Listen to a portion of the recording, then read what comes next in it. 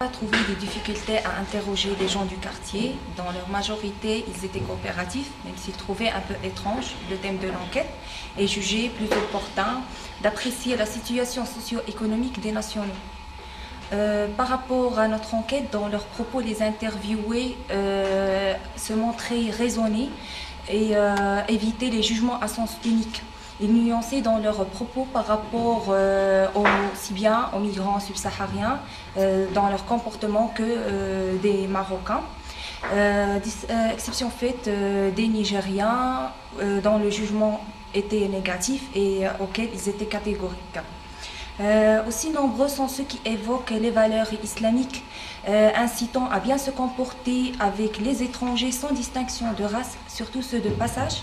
Et c'est le cas des migrants subsahariens au Maroc qui ne sont que de transit.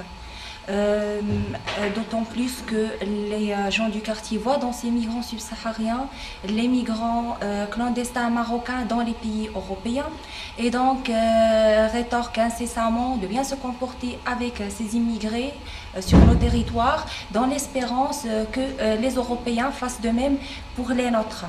Toutefois, ils évoquent le problème du sous-développement du Maroc et son incapacité à offrir à ces immigrés un environnement favorable à leur installation durable. Surtout qu'ils concurrencent les jeunes du quartier dans les métiers qu'ils exercent en acceptant des bas salaires.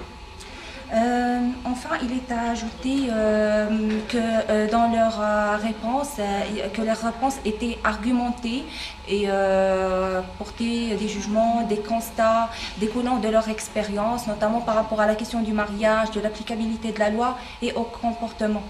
Ainsi, on peut dire que les Marocains qui cohabitent avec les migrants subsahariens ne se comportent pas avec eux d'une manière raciste, mais plutôt essayent de comprendre leurs souffrances et les raisons de leur immigration. Merci.